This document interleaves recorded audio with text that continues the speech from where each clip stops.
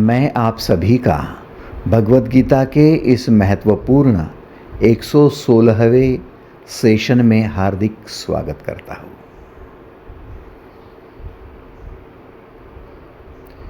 जीवन का सार भी वर्तमान है, जीवन का रस भी वर्तमान में ही है, जीवन की पूर्णाहुति वर्तमान में ही है और जीवन की विराटता भी वर्तमान में ही है। वर्तमान का एक क्षण वही जीवन, वर्तमान का एक क्षण वही मोक्ष है और इसी को धर्म कहा गया है। कृष्ण का जन्म होना, बुद्ध का जन्म होना, महावीर का जन्म होना या येसु या पैगंबर का जन्म होना वर्तमान के क्षण का अनुभव करना है। कृष्ण और कृष्ण की जन्म की अष्टमी, क्या बात है ये कृष्ण के वर्तमान से संबंधित जीवन को दर्शाती है। बुद्ध की पूर्णिमा क्या दर्शाती है? बुद्ध के पूर्णत्व को, बुद्धत्व में प्रवेश करने को या फिर बुद्ध के वर्तमान में प्रवेश करने का सूचक है। महावीर का या पैगंबर का बस यही अनुभव है कि आप जीवन में प्रवेश करो, वर्तमान में प्रवेश करो, उस क्षण में प्रवेश करो जिस क्षण में आपको जीवन का अनुभव, बोध निर्माण होता है। वही बुद्धत्व है, वही महावीरत्व है, वही कृष्णत्व है। अतीत की लंबी स्मृतियां, भविष्य के लंबे सपने, इन दोनों से विदा होकर वर्तमान में पहुंचो। इस क्षण में अभी और यहां पहुंचो तो फिर जन्म है कृष्ण का।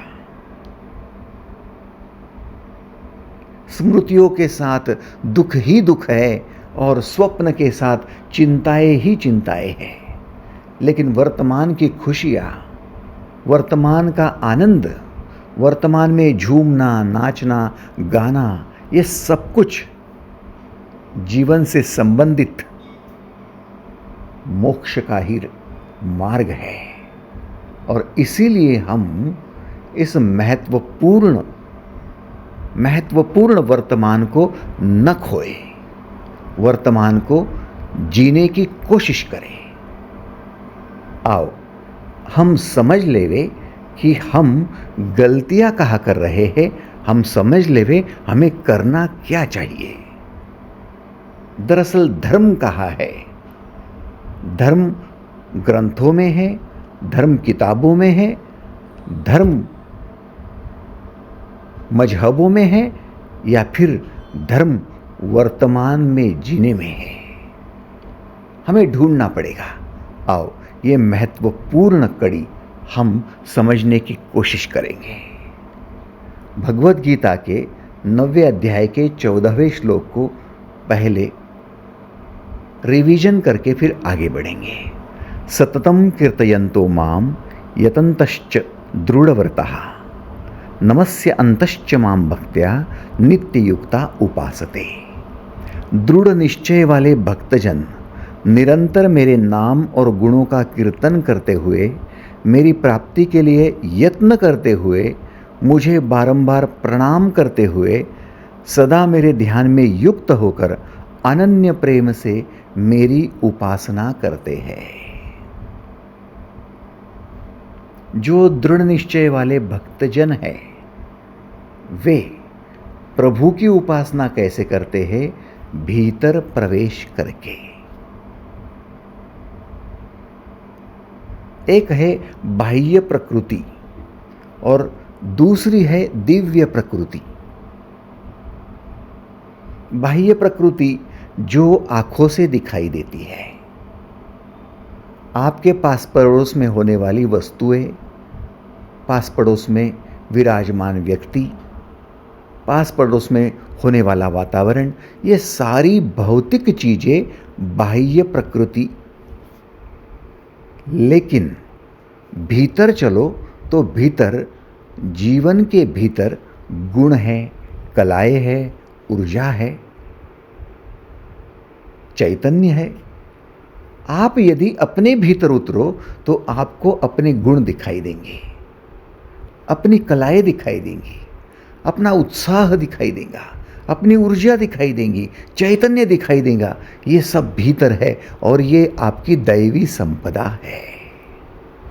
दैवी संपदा का मतलब है इनके ही बदौलत, इनके ही बलबूते पर आप अपना विकास कर सकते हो, विराटतम रूप धारण कर सकते हो। भौतिक जगत में जितनी चीज़ें और जितने लोग दिखाई दे रहे हैं, उनके माध्यम से आप विकास नहीं कर सकते, अपने गुणों से ही कर सकते हो। इसलिए कई बार आपको अच्छी स्कूल मिल जाती है, स्कूलों में दाखला मिल जाता है। कई बार आपको अच्छे बिजनेस मिल जाते हैं, अच्छे मौके मिल जाते हैं। कई बार नौकरी भी अच्छी होती है, कई बार आपके साथी संगी भी अच्छे होते हैं, परिजन अच्छे होते हैं, वातावरण अच्छा होता है, फिर भी आप कुछ नहीं कर पाते क्योंकि उस समय आप अपने गुणों का, अपनी कलाओं का, अपनी क्षमता का, अपनी ऊर्जा का इस्तेमाल नहीं करते हो। और कई बार प्रतिकूल परिस्थिति होती है, बिल्कुल भी आपके लिए अच्छी नहीं होती। लोग आपके बिल्कुल विरोध में खड़े होते हैं। आपके पास कोई संसाधन भी नहीं होते हैं, व्यवस्था भी नहीं होती है, फिर भी आप इतना महान कार्य कर लेते हो। आश्चर्य होता है सबको कि इतनी विपरीतता में, प्रतिकूलता में, बिना संसाधन के इस व्यक्ति ने इतना महान कार्य कर लिया। कैसे? वो दैवी संपदा के बलबूते पर अपने गुणों से, अपने कलाओं से, अपनी क्षमता, अपनी ऊर्जा से, चैतन्य से जुड़कर। तो बड़ी महत्वपूर्ण बात है, भक्तजन बनो। भक्त का मतलब है जुड़ना, विभक्त का मतलब है टूटना। अपने आप से ना टूटो, अपने गुणों से, अपने चैतन्य से, अपनी ऊर्जा से, उत्साह से न टूटो। लोग कहते मेरा दिल टूट गया। आपका दिल टूटा, इसका मतलब पता है आपको? आपका आपके गुणों से, कलाओं से, आपकी ऊर्जा से संबंध टूटा तो दिल टूटा। आप कहते मेरा दिल बड़ा खुश हो गया, मतलब पता है आपको?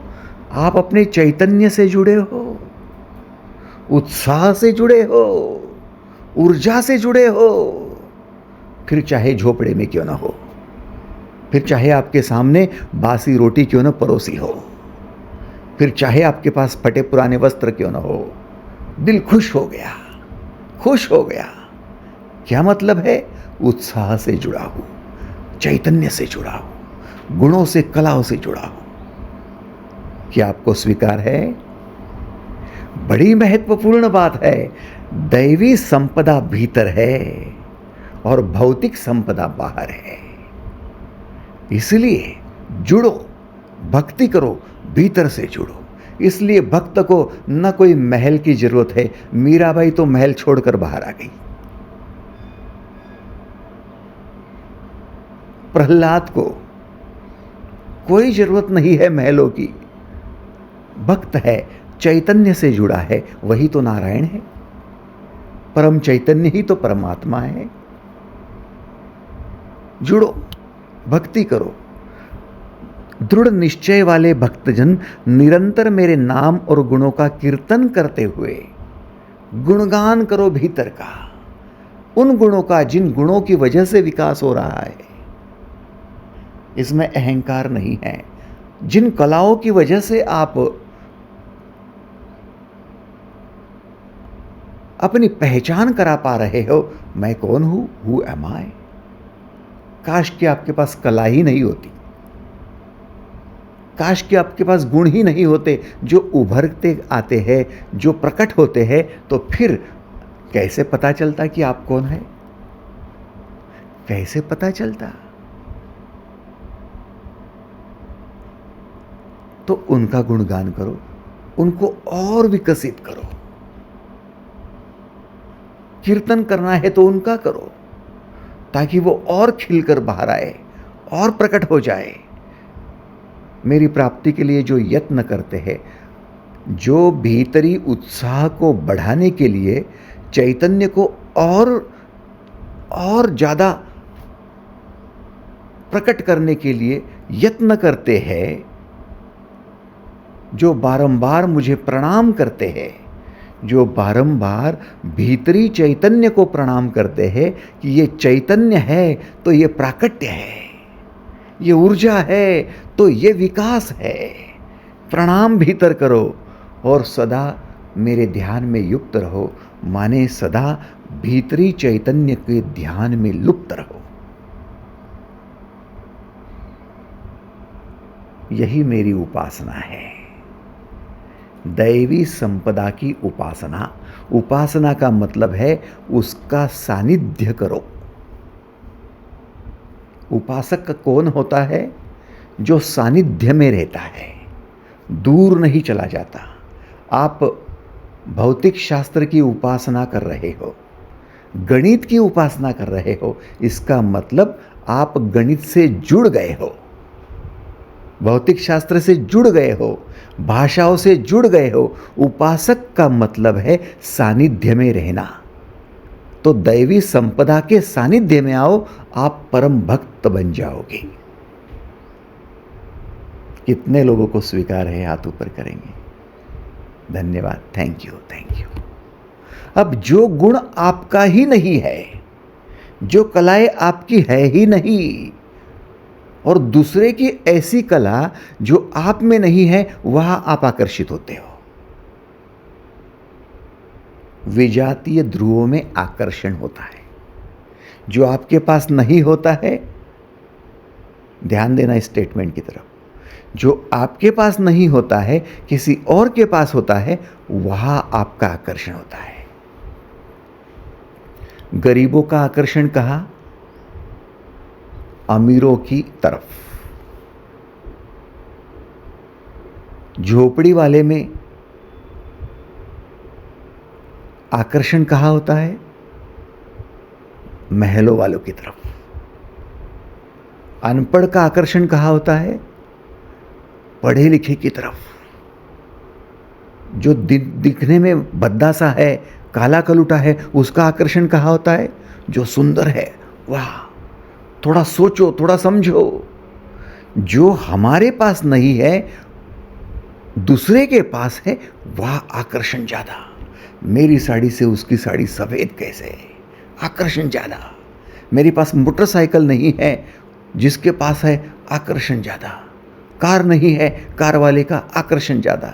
तो कहने का मतलब, जो आपके पास नहीं है और जिसके पास है, उसका आकर्षण ज्यादा। तो ठीक उसी प्रकार से जो कला आपके पास नहीं है, जो गुण आपके पास नहीं है, वो गुण जिसके पास है, उसके तरफ आकर्षण ज्यादा। क्या बात है। जो लोग परिवार बसा रहे हैं, जो लोग शादीशुदा है, उनका ब्रह्मचारी लोगों की तरफ आकर्षण ज्यादा। जितने ब्रह्मचारी गुरु होते हैं ना, उनके पास सबसे ज़्यादा भक्त कौन से होते हैं, शिष्य कौन से होते हैं? जो शादी कर चुके हैं, संसार कर रहे हैं। बड़ी विशेष बात है। थोड़ा सोचो, थोड़ा सोचो कि जो मार्ग संसारियों का है, वो मार्ग ब्रह्मचारियों का नहीं है, और जो मार्ग ब्रह्मचारियों का है, वो संसारियों का नहीं है। और हम हमेशा परेशान रहते हैं, खुद को कोसते हैं कि हमारे वो गुरुजी कितने महान हैं कि वो ब्रह्मचारी है और हम ब्रह्मचारी नहीं रह सकते, हम तो बड़े ही दीन हैं। हम बड़े ही लाचार है, हम बड़े ऑर्डिनरी है, मामूली है। और जो खुद को मामूली घोषित करता है वो दैवी संपदा की तरफ ध्यान कब देगा?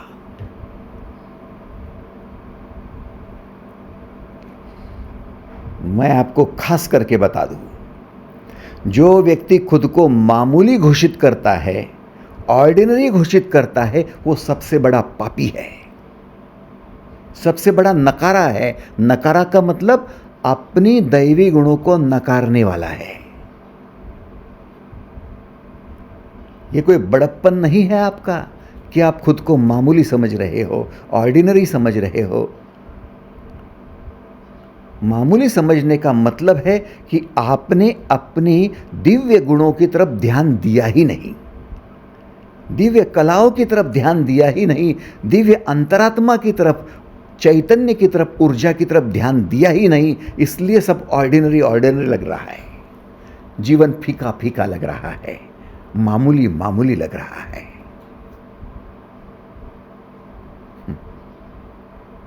कृष्ण जिनका जन्म जेल में हुआ, कृष्ण जन्म होते ही दूसरे किसी के घर पे ले जाकर वहां पर परवरिश की गई।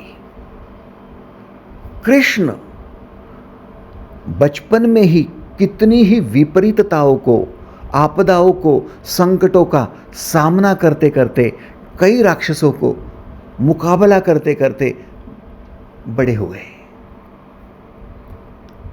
फिर भी कृष्ण झूम रहे हैं, फिर भी कृष्ण हंस रहे हैं, फिर भी कृष्ण बांसुरी बजा रहे, फिर भी कृष्ण नाच रहे। क्या मतलब है? कृष्ण ने तो कहना था बड़ा ऑर्डिनरी हूं, जेल में जन्म हुआ है, मैं थोड़ी ना कोई राजा हूं। किसी अनाथ को जैसे दूसरे किसी के घर पे पलने के लिए भेजा जाता है, मैं भी तो वैसे ही किसी और के घर पे पल रहा हूं, मैं तो बड़ा ऑर्डिनरी हूं, माँ बाप का भी पता नहीं कहाँ है। मुझे थोड़ी ना कोई महलों का ऐसा आनंद मिल रहा है। मुझे तो कभी पूतना आती है, कभी बकासुर, कभी धेनुकासुर, कभी आघासुर, कई राक्षस आते हैं मारने के लिए, बड़ा संघर्ष चल रहा है, दुखी ही दुखी हूं, बड़ा ऑर्डिनरी हूं कह सकता था। लेकिन कृष्ण नहीं कह रहा कुछ भी, झूम रहा, नाच रहा है। क्यों? क्योंकि जुड़ा है, भक्त है, परम भक्त है, चैतन्य से जुड़ा है, जुड़ा है, अंतरात्मा से जुड़ा है, बाह्य प्रकृति से नहीं, दिव्य प्रकृति से जुड़ा है, ऊर्जा से जुड़ा है, उत्साह से जुड़ा है, दिव्य कला और गुणों से जुड़ा है।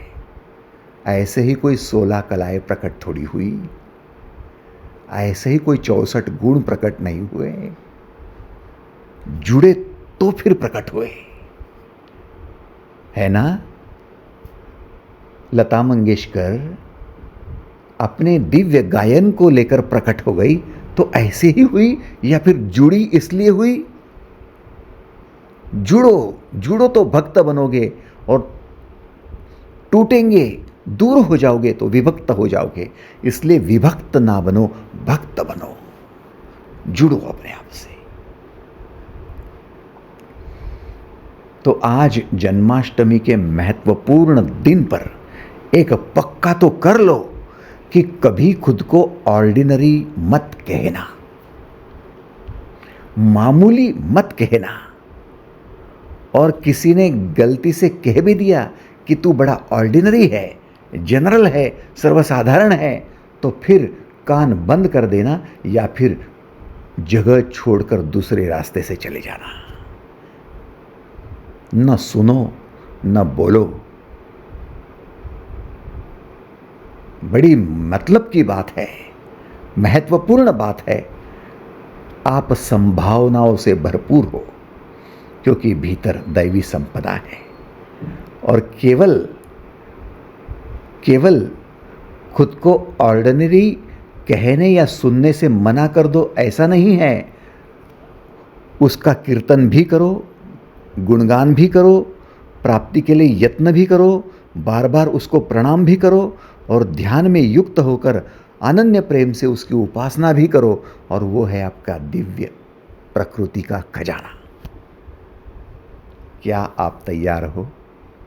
तैयार हो तो एक बार सहमति दर्शा दो हाथ ऊपर करके। थैंक यू, धन्यवाद।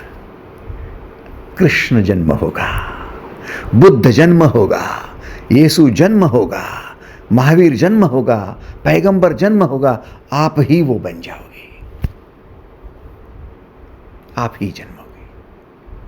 इसलिए बुद्ध ने कहा था बुद्धम शरणम गच्छामि, अपने बुद्धत्व को शरण जाओ। धम्मम शरणम गच्छामि, अपने धर्म को शरण जाओ। संघम शरणम गच्छामि, जो लोग अपने भीतर के दैवी गुणों को, दैवी कलाओं को, दैवी ऊर्जा को, चैतन्य को शरण गए हैं, उन जैसे लोगों में ही रहना पसंद करो। जो खुद को ऑर्डिनरी समझते हैं, भिखारी या लाचार समझते हैं, उनका संग भी ना करो। सम्राटों का संग करो, सम्राज्ञियों का संग करो, महात्माओं का संग करो। उसे ही सत्संग कहा गया है।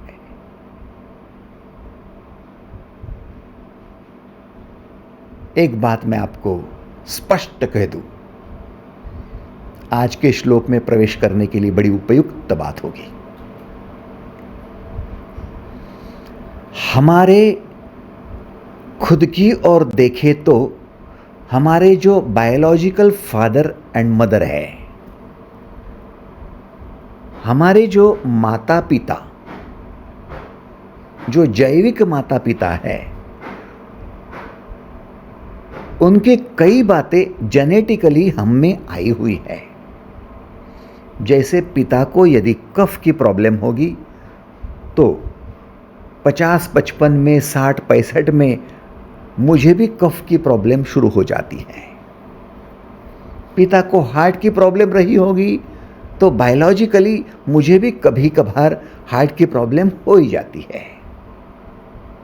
जेनेटिकली वो यदि ज़्यादा समय तक जिए हैं तो मुझे भी लंबी उम्र मिल जाती है, क्योंकि उनका डीएनए प्रभावित होता है और मैं बच्चे के रूप में उनके जैसा बर्ताव करता हूँ। पिता का रंग काला था तो फिर मैं भी काला, पिता का रंग गोरा तो मैं भी गोरा। ये जनरली देखने में आता है, क्योंकि हमारा उनका संबंध बायोलॉजिकल होता है। एग्रीड? अब ये बड़ी महत्वपूर्ण बात है कि हमारे माता पिता का संबंध शारीरिक रूप से आता है, मानसिक रूप से भी कभी कभार आता है कि पिता क्रोधी है तो बेटा भी क्रोधी हो जाता है,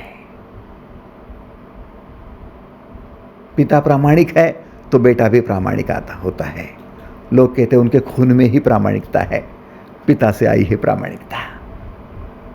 कि माता ही बड़ी दयालु है तो वो बेटा भी दयालु बन गया, बेटी भी दयालु बन गई, वो माँ जैसी है, माँ पर गई है। कहने का मतलब मानसिकता और शारीरिकता ये दोनों हमारे माता पिता के एक्सटेंशन से हम में उतरे हैं।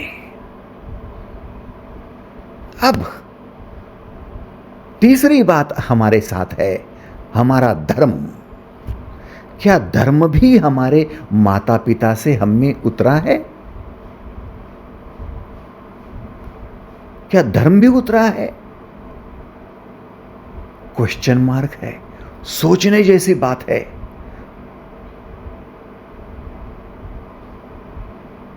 बायोलॉजिकल एक्सटेंशन, मेंटल एक्सटेंशन, वैसा क्या स्पिरिचुअल एक्सटेंशन भी है? सोचना चाहिए।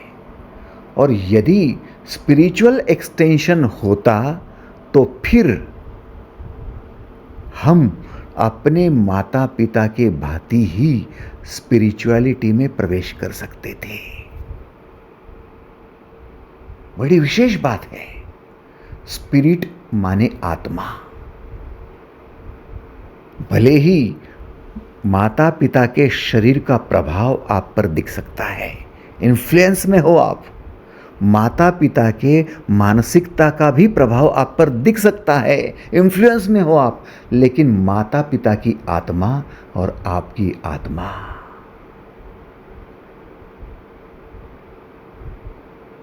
ये एक दूसरे के प्रभाव में नहीं आते हैं।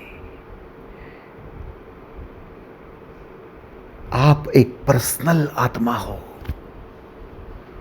पर्सनल स्पिरिट हो, इंडिविजुअल हो, आप वैयक्तिक हो, और वही आपका व्यक्तित्व है और वही आपका धर्म भी है कि आपकी आत्मा यदि पूर्णतः स्वतंत्र है तो फिर आपका धर्म भी स्वतंत्र ही होना चाहिए, क्योंकि स्पिरिचुअलिटी का संबंध धर्म से है, ना शरीर से ना मन से।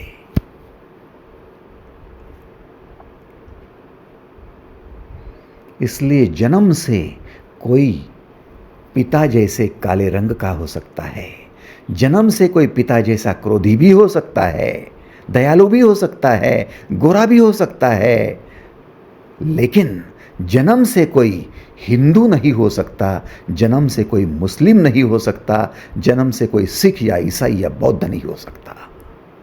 धर्म तो कमाई की चीज है, आपको धर्म कमाना पड़ता है, धर्म में प्रवेश करना पड़ता है, धर्म की राह पर चलना पड़ता है। धर्म अपने स्वयं का निर्माण करने का अंग है।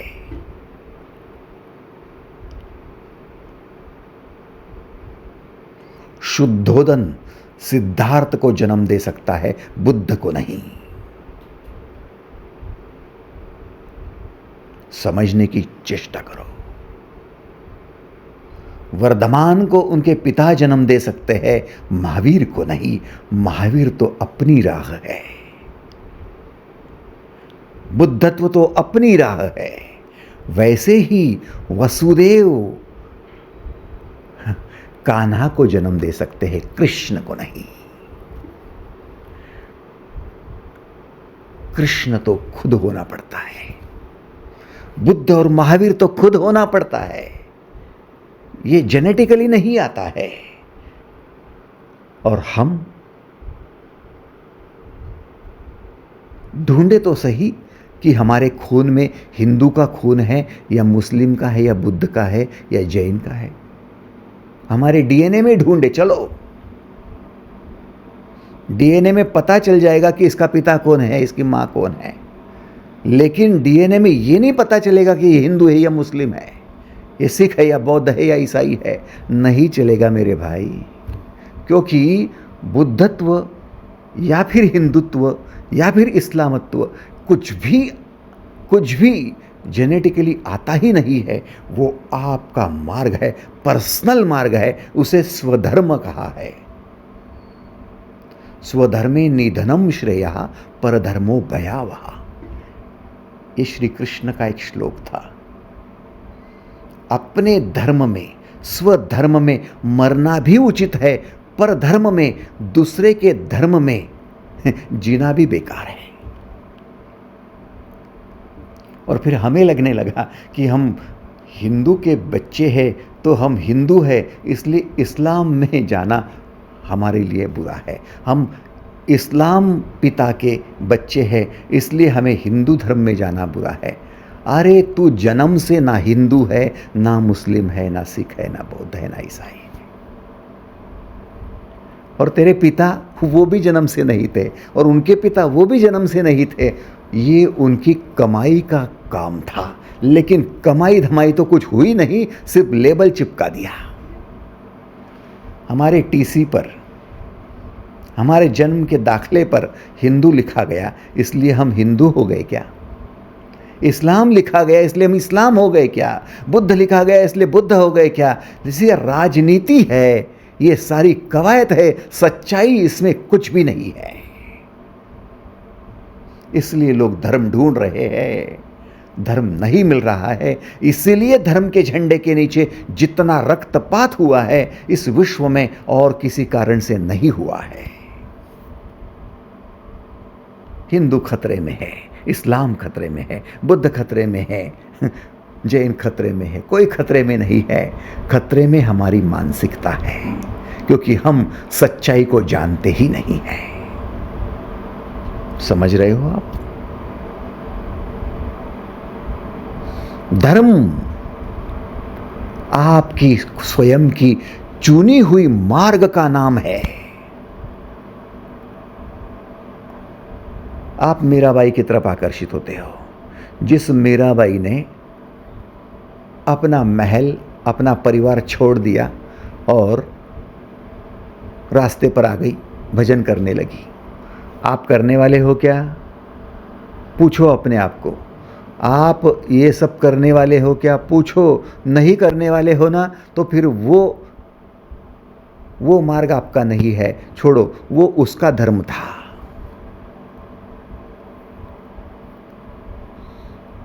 जिसने शादी नहीं की, ब्रह्मचर्य का पालन किया और ब्रह्मचारी आजन्म ब्रह्मचारी रहने का उसने व्रत ले लिया और उस प्रकार से वो जीवन जी रहा है, आप उस रास्ते पर चल सकते हो क्या? नहीं, मैं नहीं चल सकता। फिर वो उसका रास्ता है, उस पर छोड़ो। चलो, वो उसका धर्म है, आपका नहीं है। आप अलग ढूंढो। समझने की चेष्टा करो।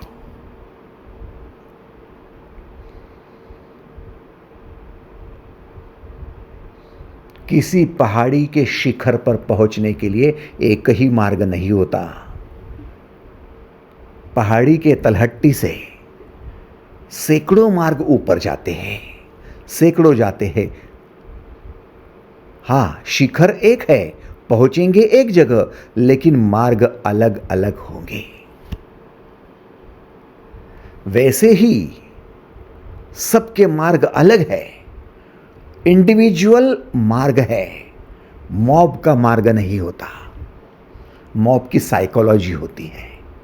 इंडिविजुअल का चयन होता है, इंडिविजुअल का उसमें खुद के गुणों से, उसके खुद की कलाओं से, खुद की ऊर्जा और उत्साह से इंटरेस्ट होता है, डेडिकेशन होता है, डिवोशन होता है, निष्ठा होती है और उसी के बदौलत वो पहुंचता है। आपको क्या लगता है, 50 लोगों के झुंड में एकत्रित हो गए तो आपका डेडिकेशन हो सकता है?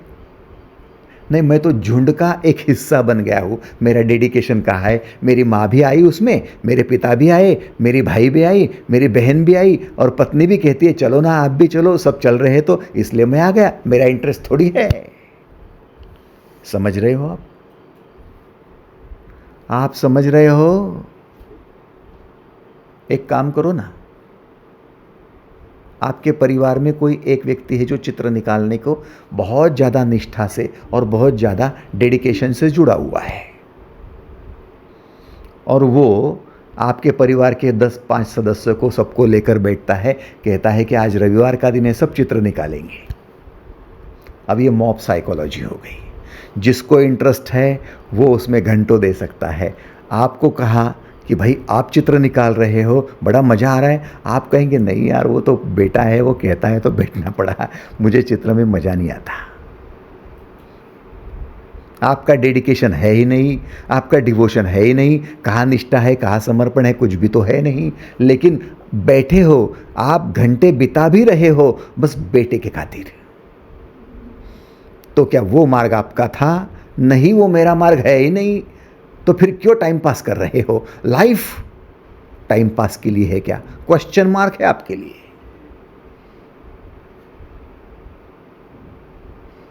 हम टाइम पास किसको कहते हैं? गपशप करने को। गपशप का मतलब, गॉसिप्स का मतलब कहीं पहुंचना नहीं होता, कोई गंतव्य नहीं होता, कोई शिखर नहीं होता, कहीं पर डेस्टिनेशन है ही नहीं, बस वही के वही घूमते रहो, उसको कहते गपशप। इसलिए उसका नाम टाइम पास है। तो क्या लाइफ भी टाइम पास है? और आप हिंदू हो,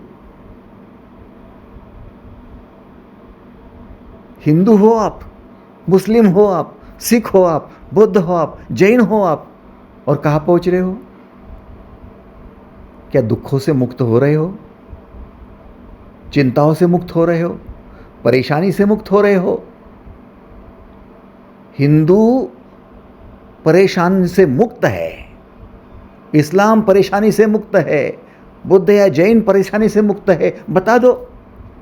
बोले नहीं, ऐसा तो है नहीं। फिर वो धर्म कैसे? फिर वो आपका मार्ग कैसे?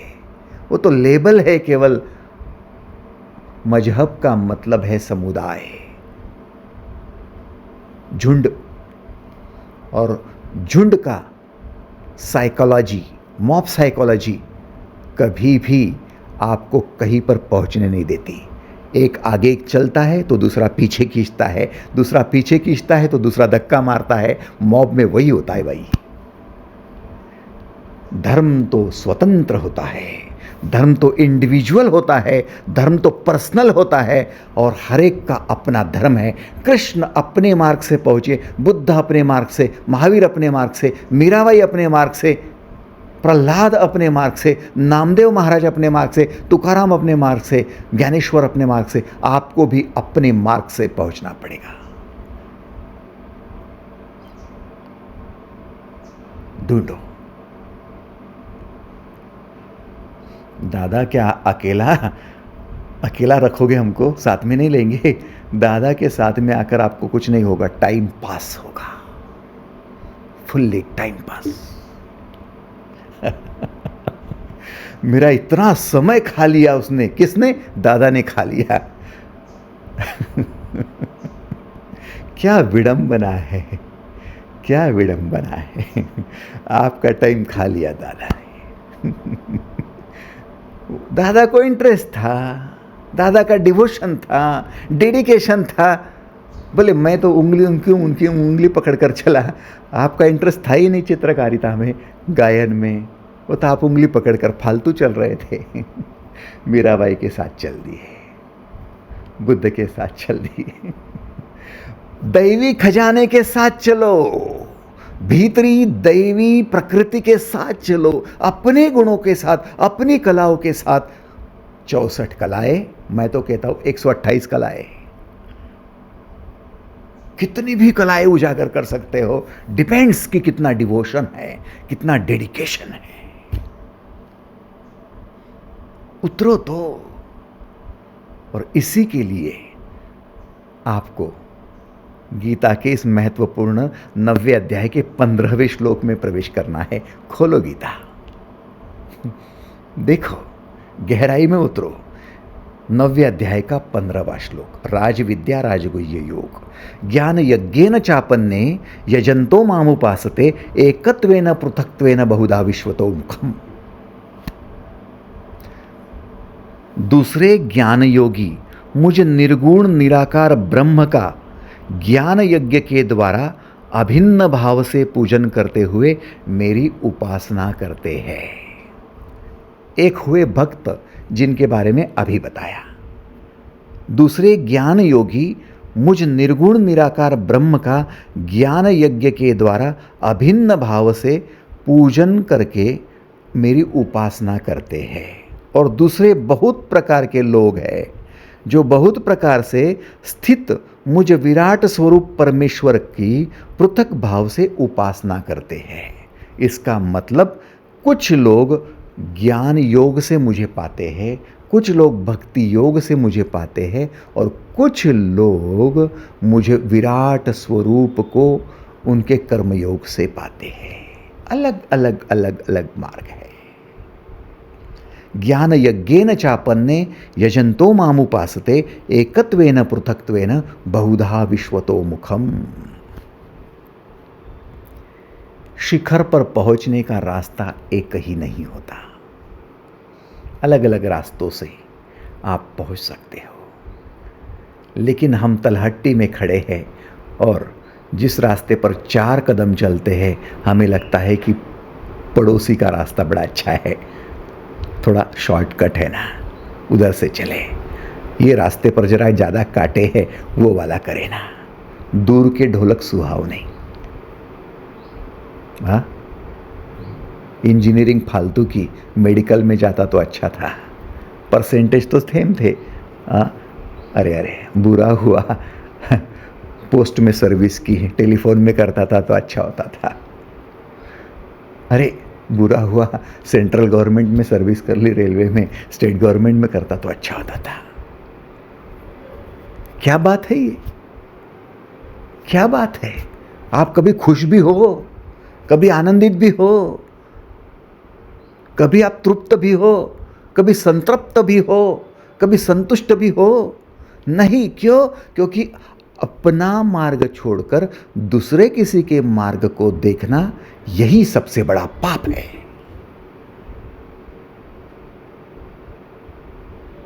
वो उसका मार्ग है, ये आपका मार्ग है। मैं कहता हूं वो शॉर्टकट नहीं होगा, दूर का रास्ता होगा। मैं कहता हूं गलत भी रास्ता होगा, लेकिन चलते रहो, चलते रहो तो शिखर पर पहुंच जाओगे। इसलिए अध्यात्म कहता है चरैवेति चरैवेति, चलते रहो, चलते रहो, चलते रहो, अपने मार्ग पर चलते रहो, वही आपका धर्म है। भक्ति का मार्ग देख लिया तो भक्ति के मार्ग पर चलो। ज्ञान का मार्ग सुहावना लगता है तो उस मार्ग पर चलो।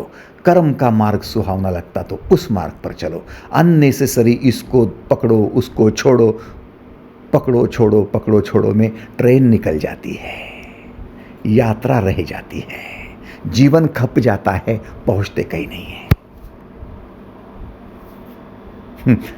ना घर के ना घाट के, क्या है ये?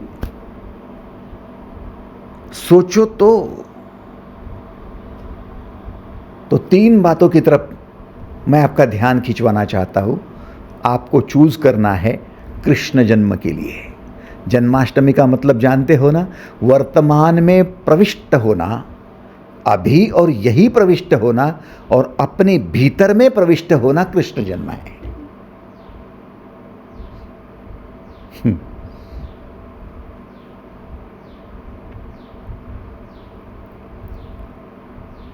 कल रात्रि को मेरी पत्नी और बहू दोनों ने बहुत सजावट की, बहुत ज़्यादा। रात्रि के 12 बजे कृष्ण का जन्म हुआ। मेरे हाथ में भी उन्होंने वो एक झूले में कृष्ण को बिठाया था, मेरे हाथ में वो झूले की डोर दे दी, बोले झूला झुलाओ झूला झुलाओ। मैं झुलाने लगा, बेटे झुलाने लगे, वो झुलाने लगे, बड़ा मज़ा आ रहा था। एनीवे, बहुत बढ़िया, बहुत अच्छा हो रहा था। उसके बाद में फिर नींद नहीं आई।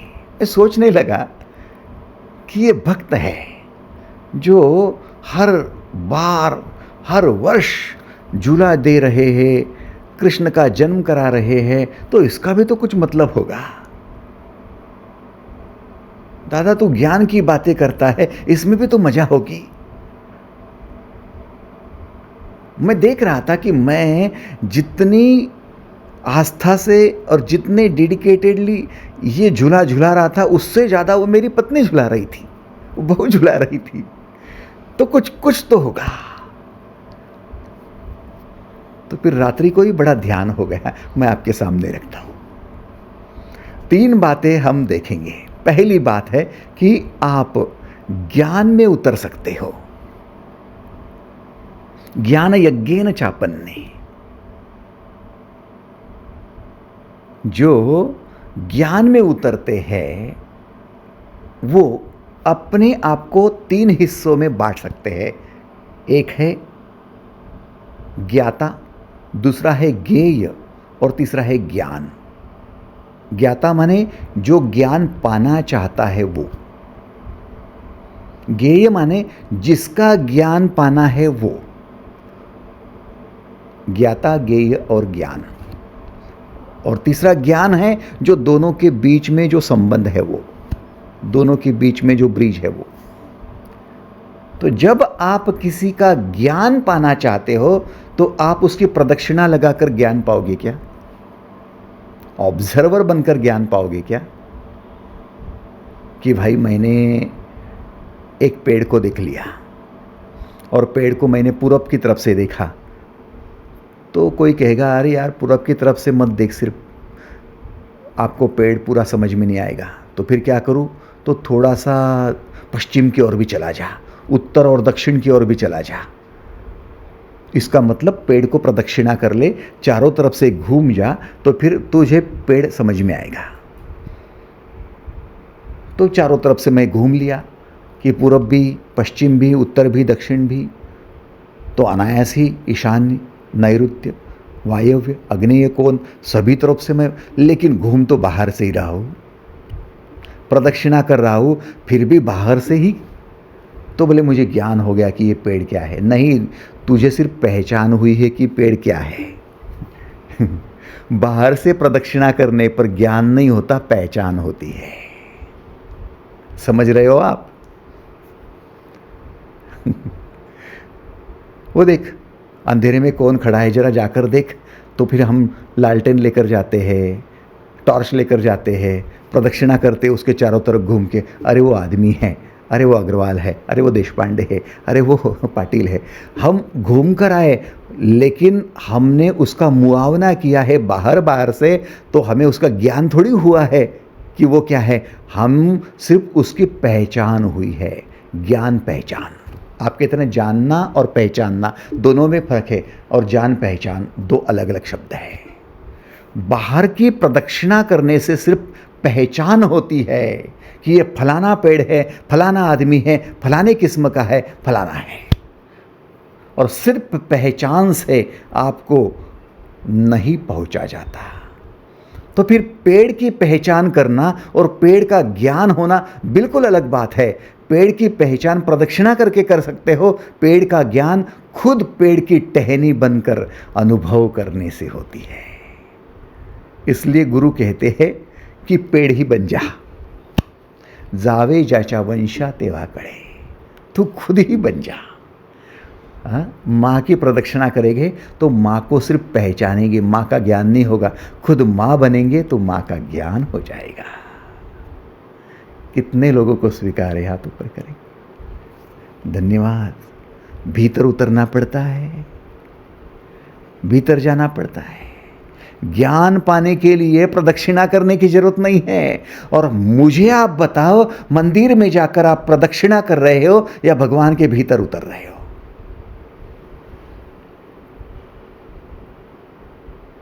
है ना क्वेश्चन मार्क? कितने मंदिर घूमे आप?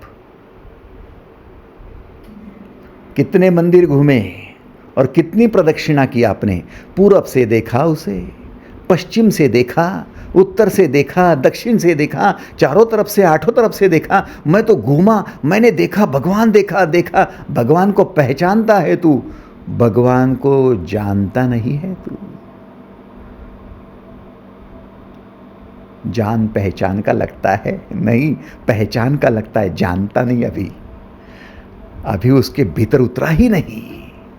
पेड़ के भीतर उतरो तो पेड़ की विशेषता समझ में आएगी, पेड़ के गुण समझ में आएंगे, पेड़ की कला समझ में आएगी, पेड़ का चैतन्य समझ में आएगा, पेड़ की ऊर्जा समझ में आएगी। उसमें घुसो, उसमें डेडिकेशन लगता है, उसमें डिवोशन लगता है, निष्ठा लगती है, फिर ही घुस सकते हो। एग्रीड?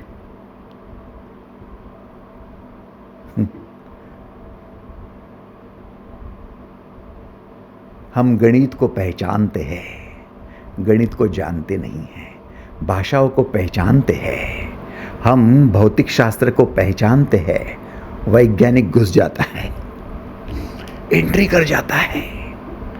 हम विद्यार्थी है, छात्र है, हम पहचानने वाले हैं, वो जानने वाले हैं। इसलिए अल्बर्ट आइंस्टाइन E=mc², ये सूत्र बना सकता है। हम केवल उसको पढ़ते हैं, हम जानते नहीं हैं, हम मानते हैं, हम पहचानते हैं।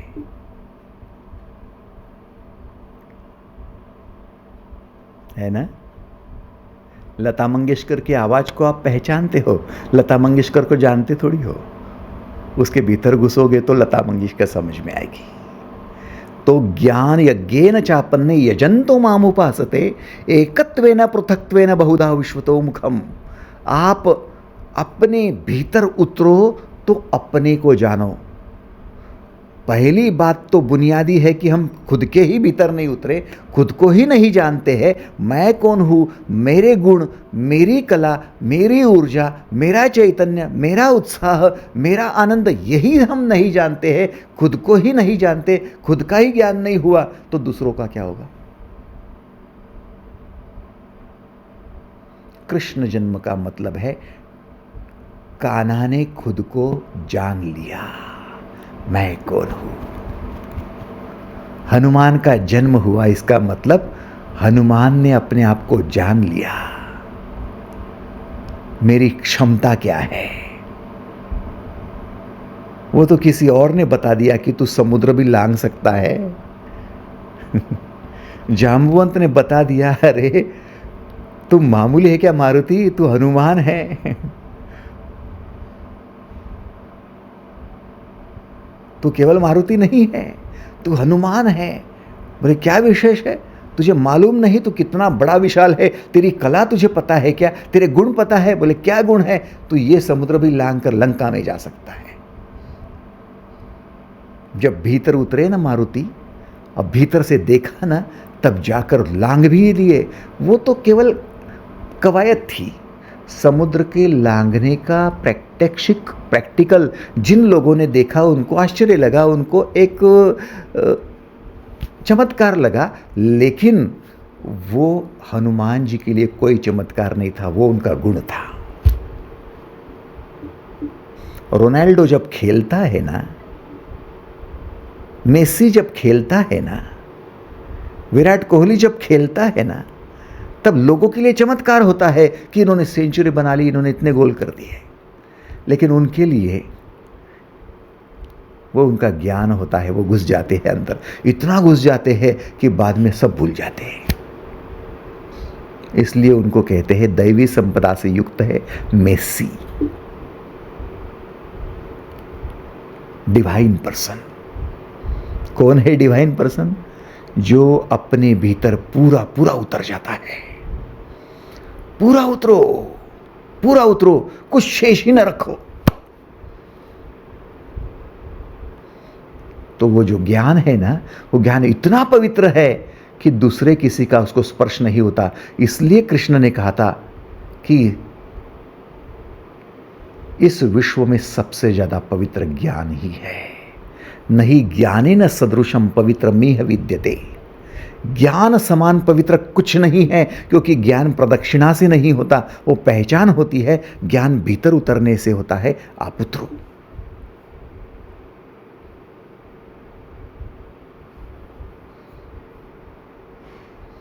आप उतरो।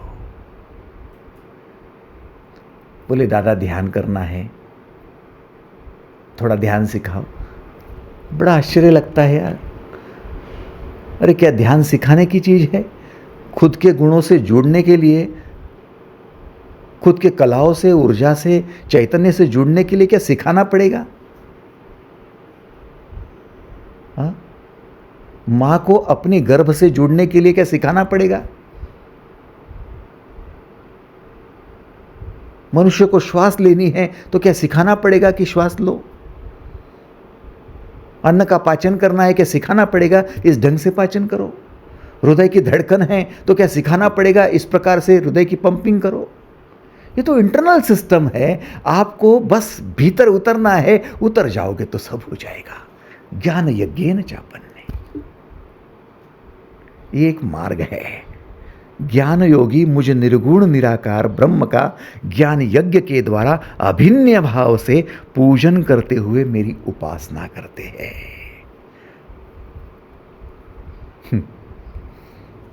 पहली बात कि आप ज्ञान में उतरो, ज्ञान के लिए उतरो, पहचान के लिए नहीं।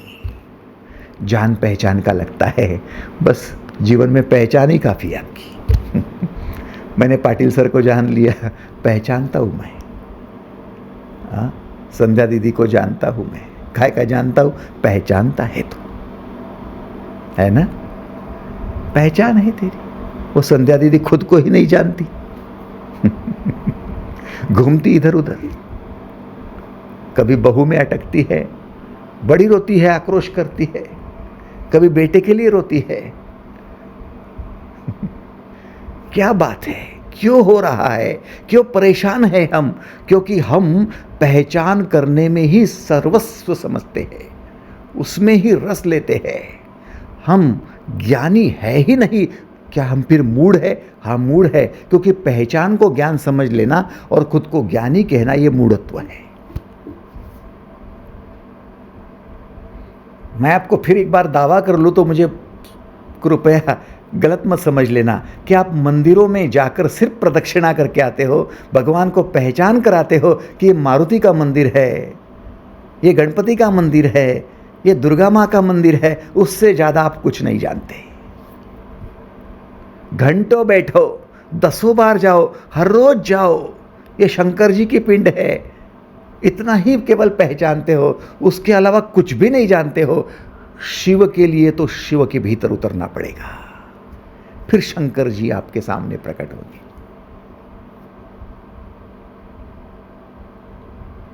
पेड़ के भीतर उतरना पड़ेगा, फिर पेड़ प्रकट हो जाएगा। चींटी के लिए आपको भीतर उतरना पड़ेगा, फिर चींटी प्रकट हो जाएगी। बहुधा विश्वतो मुखम, फिर विश्व का रूप प्रकट हो जाएगा। हर एक में वो चैतन्य है, हर एक में वो ऊर्जा है, हर एक में वो कला है, हर एक में वो गुण है, सब प्रकट हो जाएगा।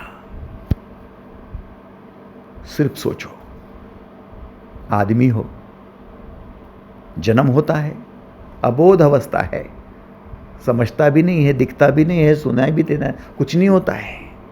धीरे धीरे धीरे धीरे उन्नति होती है, फिर दिखाई देने लगता है, सुनाई देने लगता है, बोलने आता है, रेंगने आता है, चलने आता है, घूमने दौड़ने आता है, फिर लिखाई पढ़ाई आती है, फिर बच्चों को जन्म देना आता है, फिर बाद में उनको परवरिश करना आता है, वगैरह वगैरह। कितना टाइम लगता है इसको? जन्म से लेकर मृत्यु तक का 70-80 साल का टाइम लग जाता है। और चींटी जन्म लेती है, 24 घंटे में मर भी जाती है। उन 24 घंटे में चलना भी सीख लेती है, दौड़ना भी सीख लेती है, देखना भी सीख लेती है, बच्चों को जन्म देना भी सीख लेती है, सब कुछ करके ख़त्म कर जाती है। तो आप जो 80 साल में सीख रहे हो, वो चींटी 24 घंटे में सीख रही है, आपसे तो ज़्यादा समझदार है। माफ़ करना जी, उसका अध्याय उसने 24 घंटे में निपटा लिया है, आपको 80 साल लग रहे हैं। ये तो ऐसी बात हो गई कि बहुत स्कॉलर स्टूडेंट होता है, बहुत होशियार दिमाग वाला होता है, कम समय में पढ़ाई कर लेता है, और हम बुद्धू 4 साल से वही क्लास में। कहने का मतलब है, हर एक में गुण है, हर एक में कला है, वो चींटी में भी कला है। तो चींटी बनना है, चींटी में उतर जाओ, चींटी की प्रदक्षिणा मत करो, उतरो। और एक एक जीव में यदि प्रवेश करोगे ना, तो परकाया प्रवेश हो जाएगा, और सारे विश्व में कैसा चैतन्य भरा है, ब्रह्मांड के हर चीज में कैसा आनंद भरा है, कैसे गुण भरे हैं, कैसी कलाएं भरी है, क्या विशेषताएं भरी है, वो सब देखकर जो आश्चर्य होगा, वो परमात्मा का साक्षात्कार होगा। एकत्वेन पृथक्त्वेन बहुधा विश्वतो मुखम, सब में वो दिखाई देगा। पहले खुद में तो प्रवेश करो, फिर परकाया प्रवेश भी कर लेंगे। आज के श्लोक का 3 कड़ियों का विश्लेषण है। अभी तो मैंने पहली ही कड़ी छेड़ी है, समय हो रहा है। अगले सेशन में 2 कड़ियों का, शेष 2 कड़ियों का, महत्वपूर्ण कड़ियों का हमें विश्लेषण करना होगा, क्योंकि हमें समझ में पूरा आ जाए। बस आज के लिए इतना ही। धन्यवाद।